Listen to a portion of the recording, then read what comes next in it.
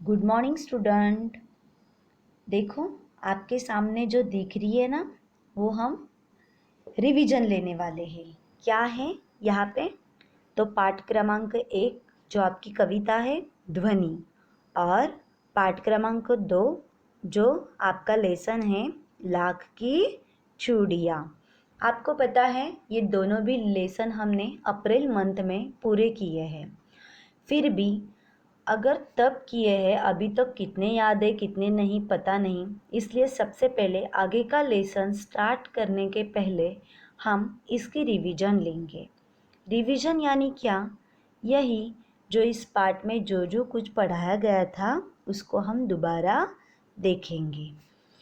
दोनों पार्ट सामने देख के आपको ये पता लगा होगा कि टीचर दोनों पार्ट एक साथ रिवीजन लेने वाले हैं।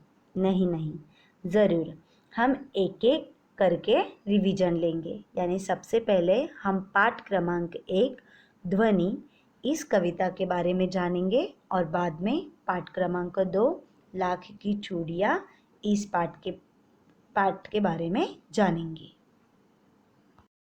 तो छात्रों, हमारा पाठ क्रमांक 1 ध्वनि यह कविता है। इस कविता के कवि हैं सूर्यकांत त्रिपाठी, जिनको निराला भी कहा जाता है। इनका जन्म मृत्यु ये सन तो आप सामने देख ही रहे होंगे। ध्वनि ये नाम इस कविता को क्यों दिया होगा, ये तो हम सुनते हैं। ध्वनि यानी क्या? अगर ध्वनि कोई बात हमारे सामने आ जाए, यानी कोई तो आवाज़, फिर वो किस प्रकार का सॉन्ग क्यों ना हो या किसी की बातें क्यों ना हो, पर कविता में कवि ने यहाँ पे क्या कहने की जरूरत की है, ये हम ज़रूर देखेंगे। एक्चुअली हमने अप्रैल में देखा ही है छात्रों, फिर भी उस पर एक बार नज़र ज़रूर डालेंगे। तो देखते हैं इस कविता में क्या बताया। पर इसके पहले हम कवि सूर्यकांत त्रिपाठी इनके बारे में ज़रूर जानेंगे। तो देखो छात्रों, हमारे सामने ये कवि है सूर्यकांत त्रिपाठी निराला जी। तो यहाँ पे कवि परिचय भी क्या दिया है ये आपके सामने है। आप तो जान ही रहे हो कि निराला जी का जन्म कब हुआ था। वो वसंत पंचमी के दिन पश्चिम बंगाल में हुआ था, तथा इनकी मृत्यु कब हुई थी ये तो बातें सारी आपके सामने ही हैं। इनकी भाषा हिंदी थी और ये आधुनिक काल के कवि थे। इन्होंने गद्य और पद्य दोनों विधाओं में रचना की थी। ये गद्य और पद्य क्या है ये तो आपको पता ही है, आप 8th स्टैंडर्ड के बच्चे हो। यानी कि गद्य यानी हमारा जो लेसन रहता है, यानी कोई भी कहानी रहती है या कोई हमारा पैसेज रहता है, वो गद्य स्वरूप का रहता है। और पद्य यानी कोई भी कविताएं होती है या कोई भी ऐसे काव्य लिखे हुए होते हैं जिसे हम पद्य कहते हैं। तो ये रही हमारे निराला जी। अब इस कविता में उन्होंने क्या कहने की कोशिश की है ये आगे देखते हैं। हम कविता को स्टार्ट करने के पहले थोड़ा सा कविता का सार पहले जान लेते हैं। आपके सामने यहाँ पे जो दिया है वो पहले देखिए। कवि कहता है कि अभी उसका अंत नहीं होने वाला है। आलोचक कह रहे थे कि अब निराला के कवि जीवन का अंत होने वाला है। कवि ने कविता के माध्यम से करारा जवाब दिया है। यहाँ पे कवि अपने बारे में क्या कहने वाले हैं ये कविता में बताया है। आगे देखो। कवि कहता है कि अभी तो उसके कवि जीवन का आरंभ ही हुआ है। उसके जीवन में वसंत की बहार आई है। निद्रा मग्न युवा पीढ़ी को आशा का संदेश देकर जागरूक करेगा। एक एक फूल अर्थात हर युवक से आलस्य को दूर भगा देगा। देखो यहाँ पे कविता में कवि ने यह कहने की कोशिश की है कि ध्वनि कविता में कवि के अंतर्मन की आवाज़ को दर्शाया गया है। यानी वो अपने अंदर से क्या सोचता है और क्या बताना चाहता है इसकी आवाज़। कवि का मानना है कि अभी मेरा अंत नहीं हो सकता, अभी अभी तो मेरे वनरूपी जीवन में सुकुमार शिशु के समान वसंत का आगमन हुआ है। जैसे कि छोटा बच्चा जब जन्म लेता है तो वो नन्हे नन्हे अपने जीवन की बहुत सारी सुख उपभोगता है, बिल्कुल उसी प्रकार अभी तो उनके जीवन में वसंत ऋतु आया है, ये वो कह रहे हैं। जिस प्रकार प्रकृति में वसंत के आते ही कोमलता, सुंदरता और मृदुलता का रूप बढ़ जाता है, वैसे ही मेरे मन में भी परिवर्तन आया है। कवि अपने मन का जो हुआ परिवर्तन है उसको बताना चाह रहे हैं। वो कह रहे हैं कि बहुत नई आशा से वो जीवन में यश प्राप्ति हेतु आगे बढ़ना चाहते हैं। वे सोई हुई सुंदर कलियों को अपने हाथों के स्पर्श से प्रभात के आने का संदेश देकर जगाना चाहते हैं। प्रभात यानी सुबह, अर्थात जीवन में नवीन कार्यों की और अग्रसर होना चाहते हैं। वह फूलों की उनिंदी आँखों से आलस्य हटाकर उन्हें चुस्त व जागरूक करना चाहते हैं, अर्थात अपने आप को प्रत्येक कार्य हेतु सक्रिय बनाना चाहते हैं। अपने जीवन में भी नव प्राणों का संचार कर निराशाओं, बाधाओं, आलस्य और प्रमाद को दूर भगाना चाहते हैं। कवि का मानना है कि उनका अंत अभी बहुत दूर है। वह अपने अदृश्य व अनंत से सप्राण भेंट करना चाहता है। वह अपने अंत से पूर्व अपने जीवन की आभा, सुषमा व कर्तव्य भावना को यशस्वी बनाकर वसंत की हरियाली के समान चारों ओर बिखरनी चाहता है। ये जो मैंने अभी आपको बताया वो सारा पूरा का पूरा इस कविता का सार है जो कवि हमें यहाँ पे बताना चाहते हैं। अब इसी को हम कविता के हर लाइन से देखेंगे। क्या है देखो आगे। तो छात्रों, हम अभी कविता पढ़ना स्टार्ट कर देते हैं। ये तो है हमारी रिवीजन, पर हम हर शब्द का यहाँ पे अर्थ भी देखेंगे। अगर यहाँ पे जब भी मैं कुछ बता रही हूँ, आपको एक्सप्लेन कर रही हूँ, आपके हाथ में आप पेंसिल रख सकते हो और किसी भी शब्द का अर्थ आपको नहीं समझ में आ रहा है तो वो आप लिख सकते हो। तो चलो शुरू करते हैं। अभी न होगा मेरा अंत, अभी अभी तो आया है मेरे वन में मृदुल वसंत, अभी न होगा मेरा अंत। हरे हरे ये पात, डालियां कलियां कोमल गात, मैं ही अपना स्वपन मृदुल कर, फेरूंगा निद्रित कलियों पर, जगा एक प्रत्युष मनोहर। देखा कितनी बहुत सारी प्यारी प्यारी बातें यहाँ पे बताई गई है। सबसे पहले मैं कुछ शब्दों का अर्थ आपको बताती हूँ। मेरा अंत, यहाँ से स्टार्ट करूँ। जो पहले लाइन में दिया है देखो, मेरा अंत यानी जीवन की समाप्ति, ये इसका अर्थ है। वन, वन यानी ये तो आप सब लोग जानते हो, जंगल, यानी इसे कवि के जीवन रूपी वन का वर्णन यहाँ पे की है। मृदुल यानी बहुत ही कोमल। उसके आगे देखो, वसंत एक ऋतु है। पात, यहाँ पे पात इस शब्द का मतलब है पत्ते। कोमल यानी नाजुक, सुकुमार। गात यानी यहाँ पे गात शब्द का अर्थ शरीर से है। स्वप्न, सपने। कर, कर यानी क्या है, हमारे हाथ। निद्रित यानी सोई हुई। आणि प्रत्युष यानी प्रातःकाल। आशा यानी जो मॉर्निंग को भी हम बोलते हैं, और आशा यानी जो आशा की किरण रहती है, जो भी हमारे मन में हमेशा जगी हुई रहती है। और मनोहर, मनोहर का मतलब है सुंदर। अब तो हमने सारे शब्दों के अर्थ आपको बता दिए। इसी अर्थों के साथ साथ किस प्रसंग का वर्णन यहाँ पे किया है ये भी हम देखते हैं।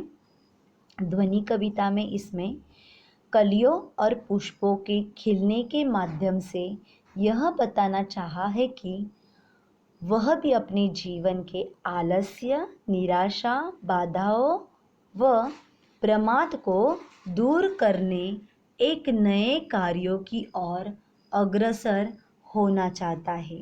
देखो यहाँ पे कवि ने क्या बताया है। कवि का मानना है कि अभी उनके जीवन का अंत नहीं होगा, अभी न होगा मेरा अंत। यानी यही कह रहे हैं कि अभी उनके जीवन का अंत नहीं होगा। अभी अभी तो उसके जीवन में सुकुमार शिशु रूपी वसंत का आगमन हुआ है। यानी वो कह रहे हैं कि अभी तो उनके जीवन में एक सुकुमार शिशु वसंत ऋतु का आगमन है। जिस प्रकार प्रकृति में वसंत के आते ही चारों ओर हरियाली छा जाती है, नाजुक शरीर के लिए डालियां व कलियां सुंदर रूप में खिल जाती है। यानी कि क्या कह रहे हैं वो, जिस प्रकार वसंत में बहुत सारी हरियाली आती है, जहाँ जहाँ हर जगह कलियां सुंदर रूप से खिल जाती है और चारों ओर प्रकृति में कोमलता, मृदुलता व सुंदरता दिखाई देती है। यानी उन्होंने अपने जीवन को, अपने इस विचारों की सिचुएशन को वसंत ऋतु के साथ कंपेयर किया है। यानी जो कुछ वसंत ऋतु में बदलाव आते हैं, बिल्कुल वो बदलाव अब उनके जीवन में आ रहे हैं, ये कहने की कवि कोशिश कर रहे हैं। देखो उन्होंने क्या कहा है। जिस प्रकार ये बदलाव वसंत ऋतु में होते हैं, उनके भी जीवन में, यानी वो कह रहे हैं अपने जीवन में अनेक कार्यों द्वारा चारों ओर यश फैलाना चाहता हूँ। यानी जिस प्रकार वसंत में चारों ओर हरियाली खिलती है, बिल्कुल उसी प्रकार वो अपने जीवन में यश फैलाना चाहते हैं। वह अपने स्वप्न भरे कोमल और मृदुल, यानी कि क्या कह रहे वो, अलसाई कलियों पर फेर कर उन्हें प्रभात के आने का संदेश देना चाहते हैं। यानी वो कह रहे हैं अभी तो पूरा अंधेरा नहीं हुआ है, बल्कि अभी तो प्रभात आने वाली है।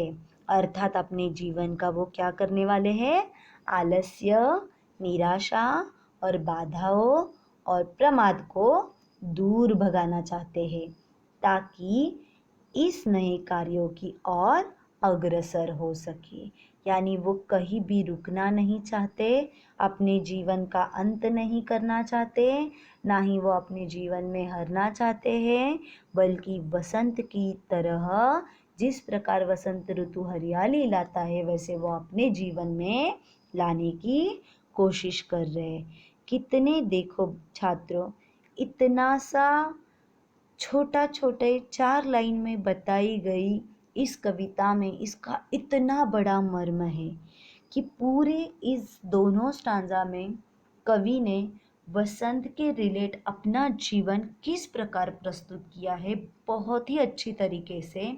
ये आपको भी समझ में आया होगा। चलो यहाँ तक तो आप समझ गए। चलो आगे की पंक्तियाँ भी हम देखते हैं। इन पंक्तियों में देखो क्या कहना चाहा है। पुष्प पुष्प से तंद्रा लालसा खींच लूंगा मैं, अपने नवजीवन का अमृत सहर्ष सींच दूंगा मैं, द्वार दिखा दूंगा फिर उनको, हे मेरे वे जहाँ अनंत, अभी न होगा मेरा अंत। देखो अब क्या कहना चाह रहे हैं यहाँ पे, इसका अर्थ बताने के पहले छोटे छोटे शब्दों का पहले अर्थ क्लियर कर लूं। फूल यानी पुष्प, और पुष्प यानी ही फूल होते हैं। तंद्रालस यानी निंदा से बोझिल। लालसा यानी क्या होता है? इच्छा। नव यानी नया। अमृत यानी सुधा। सहर्ष इसका मतलब है खुशी से। द्वार यानी दरवाजा। और अनंत यानी जिनका समापन नहीं, यानी बहुत बड़ा, जिसका कोई समापन है ही नहीं। यहाँ पे कवि क्या कहना चाह रहे हैं? देखो, अपने हाथों का स्पर्श देखकर फूलों का आलस्य, निद्रा व उदासी समाप्त कर उन्हें खिले हुए देखना चाहते हैं। अर्थात कवि अपने जीवन में नए शक्ति के साथ नवीन राहों पर बढ़ना चाहते हैं।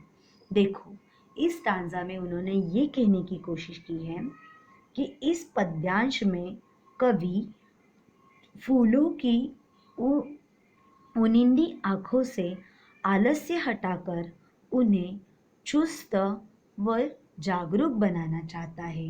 यानी फूलों में जो भी अभी कुछ आलस्य है उसको हटा के जागरूक बनाना चाहता है। वह अपने जीवन के अमृत से उन्हें सींच कर हरा भरा करना चाहता है। और अर्थात कवि अपने जीवन में नव प्राणों का संचार करने, नई शक्ति के साथ नवीन कार्यों की ओर बढ़कर सफलता प्राप्त करना चाहता है। देखो, यहाँ पे कवि ने क्या कहने की कोशिश की है कि उन्हें ना हारना है, बल्कि जो भी मुरझाए हुए फूल है उनको फिर से खिलते हुए देखना है और उन्हें खुद भी बहुत सारे नवीन कार्य को करना है। उनका मानना है कि उसका अंत अभी बहुत दूर है। यानी कवि को पता है कि इतने जल्दी तो उनका अंत नहीं होने वाला, वो तो अभी तक बहुत दूर है। उसे जीवन में बहुत कार्य करने हैं। अभी तक उन्होंने जो स्वप्न देखे हैं उसको पूरा भी करना है। कवि प्रत्येक फूल से उसका आलस्य और प्रमाद छीनकर उन्हें चिरकाल तक खिले हुए देखना चाहता है, ताकि वे अनंत काल तक खिलकर अपनी आभा बिखेरते रहे। देखो, यहाँ पे भी उन्होंने यही बताया है कि वो बहुत अनंत काल क्या करें, वैसे ही अपनी आभा को बिखरते रहे।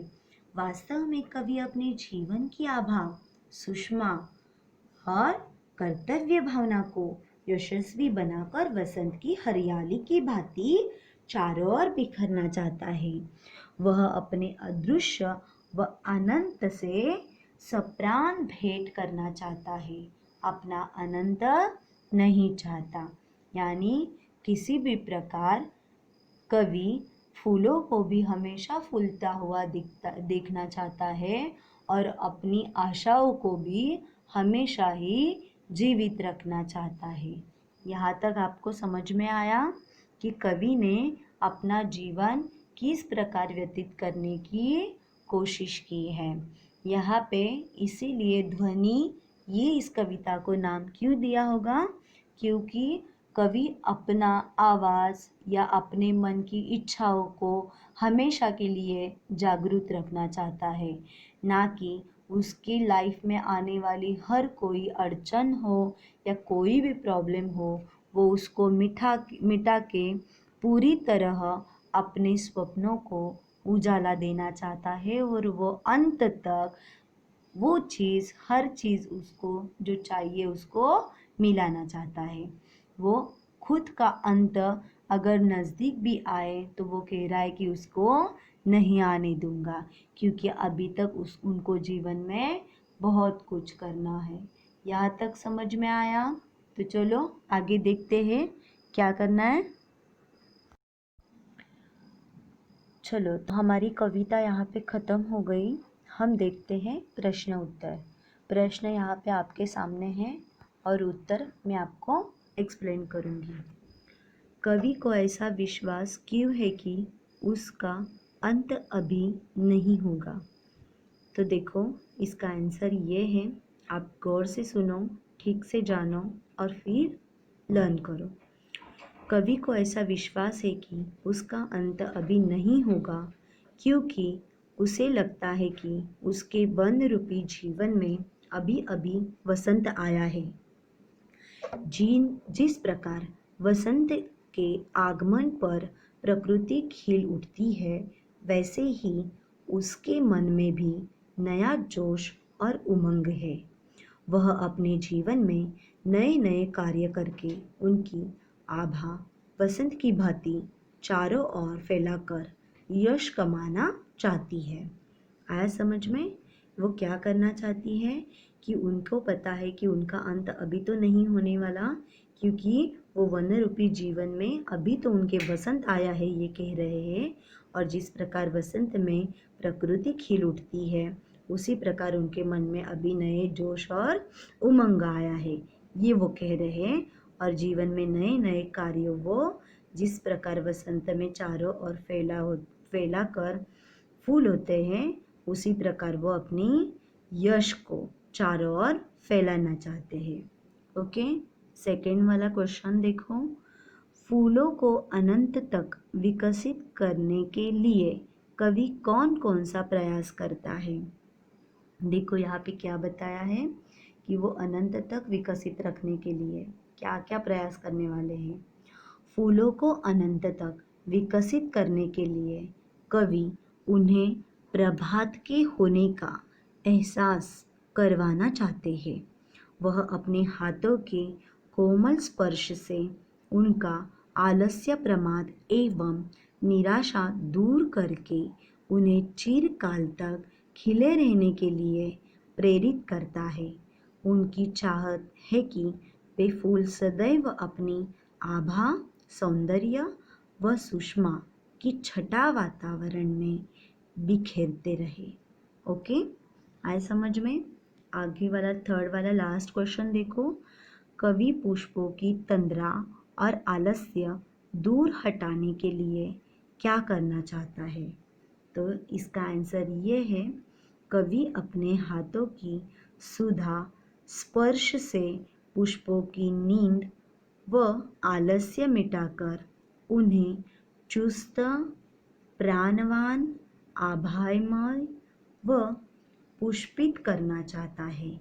ऐसा करने का उसका उद्देश्य है कि धरा पर जरा भी आलस्य, प्रमाद और निराशा व मायूसी का निशान तक न रहे। वह हर और वसंत की भांति हरियाली, सौंदर्य, सुख और आनंद की अनुभूति चाहता है। देखो छात्रों, यहाँ तक तो हमने हमारी पूरी पोयम भी कंप्लीट कर ली और हमारे क्वेश्चन आंसर भी। अब यहाँ पहली हमारी जो ध्वनि पोयम है वो यहाँ पे समाप्त होती है और आगे हम देखते हैं लेसन नंबर 2 को। ओके, पाठ 2। अभी यहाँ पे हम लाख की चूड़ियाँ इसको देखते हैं। लेखक कामता नाथ जी ने इस पाठ में क्या क्या बताया है ये भी हम देखेंगे। इसके पहले हम इनके बारे में जानते हैं। ये तो आपके सामने है, आप इसे पढ़ सकते हो। 22 सितंबर 1934 को जन्मे कामता नाथ रिजर्व बैंक से सेवानिवृत्त हुए थे। उन्होंने अपना पूरा जीवन एक प्रतिबद्ध लेखक के रूप में साहित्य को समर्पित कर दिया था। उनकी कहानियाँ जनपक्षधरता, हिंदी, उर्दू की गंगा जमुनी तहजीब और गहन सामाजिक संवेदनशीलता से सराबोर होती थी। यहाँ तक तो हमने देखा कामता नाथ जी के बारे में। आगे इस पाठ में लेखक ने यह दर्शाना चाहा है कि वर्तमान समय में मशीनीकरण का प्रभाव निरंतर बढ़ता जा रहा है। हाथ से काम करने वाले कारीगर बेरोजगार होते जा रहे हैं और साथ ही उनके पितृक यानी पूर्वजों के उद्योग धंधे भी समाप्त होने जा रहे हैं। हथकरघा उद्योगों का स्थान मशीनें लेती जा रही है। यानी इस पाठ में लाख की चूड़ियाँ जो है ये हाथों से बनाने वाली एक काम था, पर इसके आगे मशीनों से जो कांच की चूड़ियाँ बनाना स्टार्ट हुआ, इन्हीं के चलते यहाँ पे क्या क्या हुआ इस पाठ में हमने बताया है। देखो आगे जाके कि इस पाठ में किस तरह हमें बताया है। तो हम पाठ को शुरुआत करते हैं। यहाँ पे आपने देखा होगा ऊपर पाठ का सार लिखा है, यानी सारांश रूप में हम इनका इस पाठ का पूरी तरह परिचय कराएंगे। एक्चुअली हमने परिचय तो किया ही है, पर रिवीजन के टाइम पे भी हम इसको ठीक से समझ में लेंगे। पहला हमारा पॉइंट है लेखक का ननिहाल जाना। ननिहाल यानी मामा का गांव रहता है। देखो यहाँ पे क्या बताया है, लेखक जब बहुत छोटे थे तो हर वर्ष अपने स्कूल की गर्मी की छुट्टियों में ननिहाल अपने मामा के पास जाया करता था और 1 डेढ़ महीना रह कर आता था। यानी हम भी तो हमारी छुट्टियों में, हमारे हॉलीडेज़ में अपने अपने गांव जाते हैं, तो वहाँ पे जाके क्या क्या नहीं करते, क्या क्या करते हैं, ये सब हम एक दूसरे के साथ शेयर करते रहते हैं। बिल्कुल उसी तरह लेखक भी अपने ननिहाल में जाया करते थे। दूसरा वाला पॉइंट देखो, गांव में लेखक का प्रिय बदलू काका। जिस प्रकार इस सामने वाले छाया में आप देखते होंगे कि किस प्रकार वो एक आदमी वहाँ पे बैठा है, यानी वो है बदलू काका, और उसके साथ जो बैठे हैं वो कौन है, एक छोटा बच्चा जो आपको दिखाई दे रहा है वो बदलू काका। देखो गांव में लेखक का प्रिय बदलू काका, इनके बारे में सुनो। गांव में एक बदलू नामक व्यक्ति था, जिसे मामा के गांव का होने के कारण लेखक को उसे बदलू मामा कहना चाहिए था, लेकिन सभी बच्चे उसे बबलू काका कहते थे, इसलिए लेखक भी उसे बदलू काका ही कहता था। वो उनको मामा नहीं बल्कि काका कह के पुकारता था। वह पेशे से मणिहार अर्थात चूड़ियाँ बनाने वाला था। वह लाख की सुंदर सुंदर रंगी बिरंगी चूड़ियाँ बनाता था। यह उनके पूर्वजों का कारोबार था, यानी बहुत पहले से, जैसे कि ये बदलू काका के पिताजी भी वही करते थे, उनके दादाजी भी वही करते थे। उसी को बोला जाता है पूर्वजों का कारोबार, जिसे वह आगे बढ़ा रहा था। उसकी बनाई जो चूड़ियाँ थी वो इतनी प्रसिद्ध थी कि उनके गांव के साथ साथ दूसरे गांव की स्त्रियाँ भी उससे चूड़ियाँ लेने आती थी। यानी बदलू काका जो कुछ चूड़ियाँ बनाते थे वो बहुत सारे गांव के लोग भी लेके जाते। ये एक चूड़ी वाले थे। हाँ, यहाँ तक आपको समझ में आया? तो देखते हैं नेक्स्ट वाला पॉइंट। लेखक का मामा के घर जाने का चाव।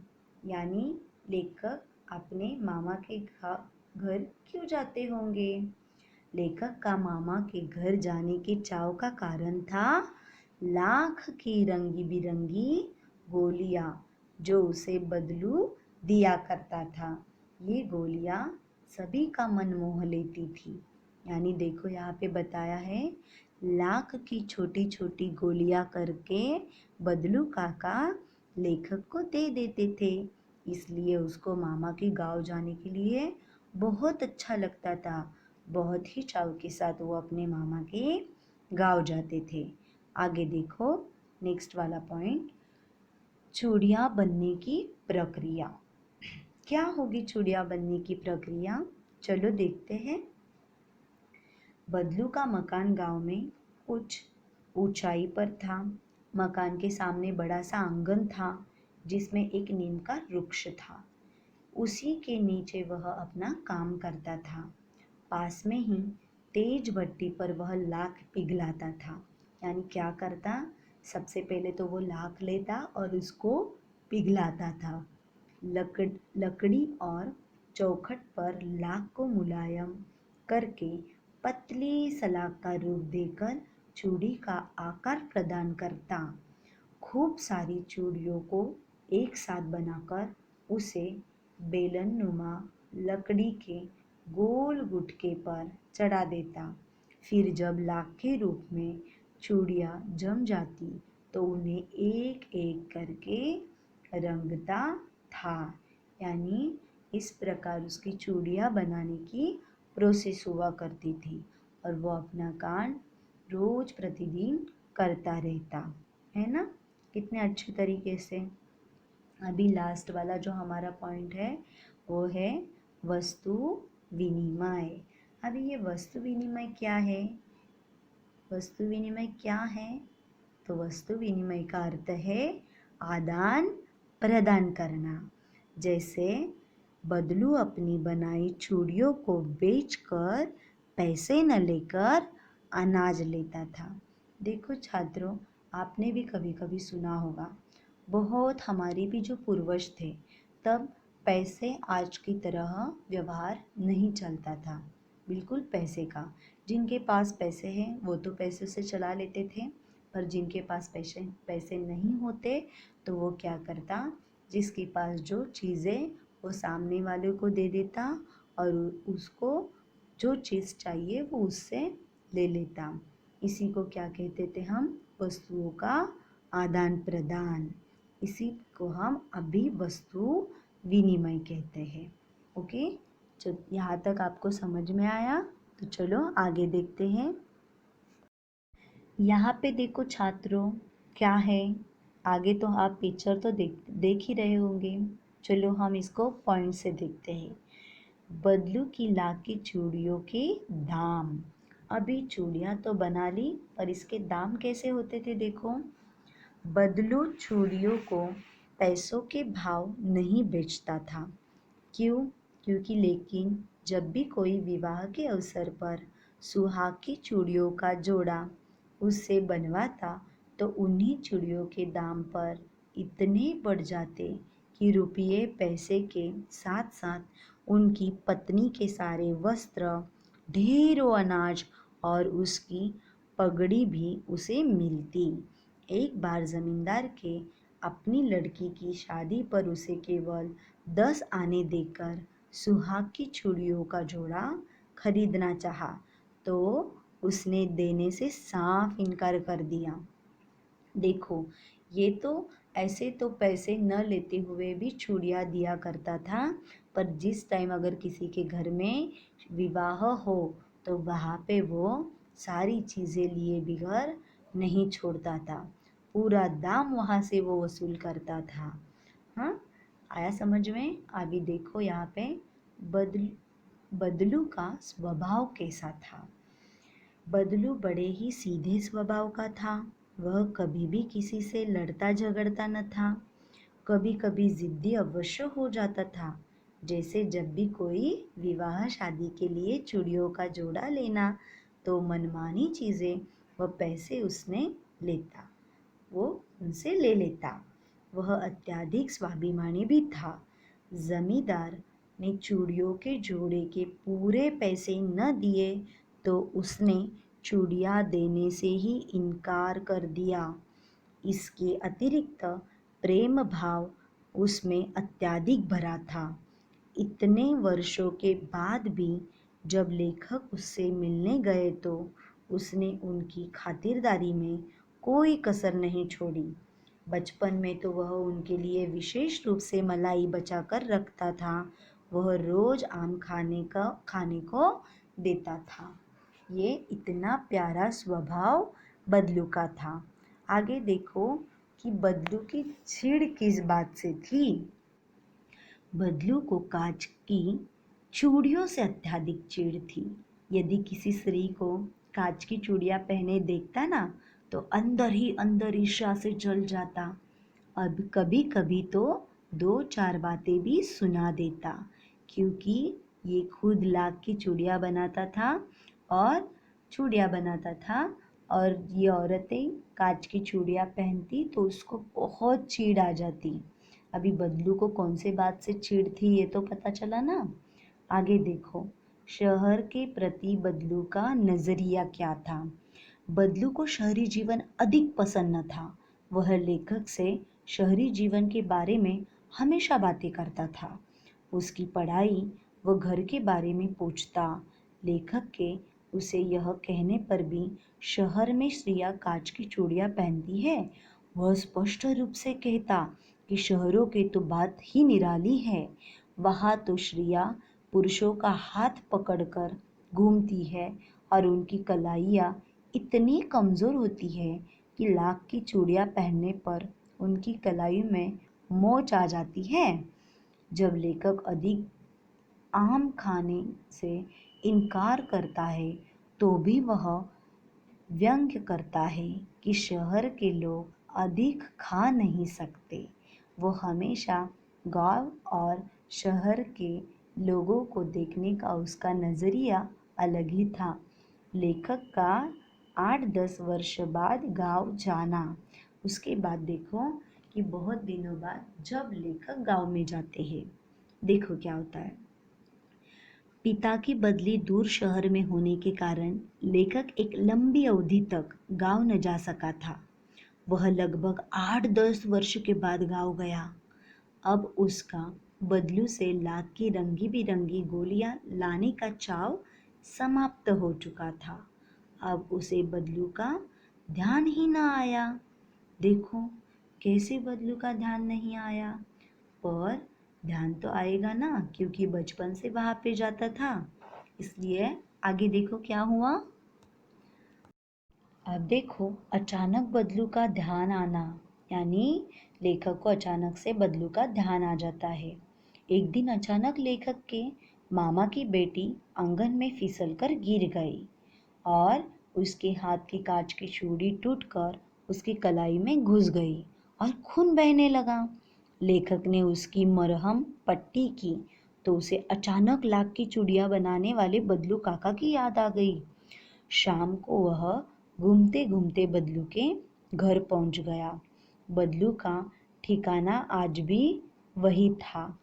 आज भी वह उसी नीम के पेड़ के नीचे चारपाई बिछाकर लेटा था। लेखक द्वारा अपना परिचय देने पर ही उसने लेखक को पहचाना। अब बदलू का शरीर क्षीण हो चुका था। उसके हाथों और माथे पर नसें उभर आई थी। दमे की तरह खांसी भी उसे आ रही थी। अभी बदलू काका भी बहुत बूढ़े हो चुके थे। 8-10 वर्ष में तो इंसान बहुत सारा बदल जाता है, बिल्कुल उसी प्रकार। आगे देखो, बदलू के मन की वरीयत, बदलू के मन की व्यथा क्या होगी। लेखक ने जब काका से अवियरता यानी क्या कि व्यथा होता है। लेखक ने जब काका से उनके मन के बारे में पूछा तो उनका काम क्या है ये भी पूछा, तो उसने जवाब दिया कि काम तो कई वर्षों से बंद पड़ा है। अब मेरी बनाई चूड़ियाँ कोई नहीं पूछता। अब तो गांव गांव में कांच की चूड़ियों का प्रसार हो गया है। फिर जो सुंदरता कांच की चूड़ियों में होती है वह लाख की चूड़ियों में कहाँ। ये शब्द कहते कहते लग रहा था कि काका के अंतर्मन में कोई व्यथा घर कर गई हो, जिसे वह शब्दों के आवरण से ढकना चाहता था। लेकिन यह दुख छिपाए न छिप सका कि लाख की चूड़ियों का कारोबार बंद होने से बदलू काका अंदर ही अंदर टूट चुका था।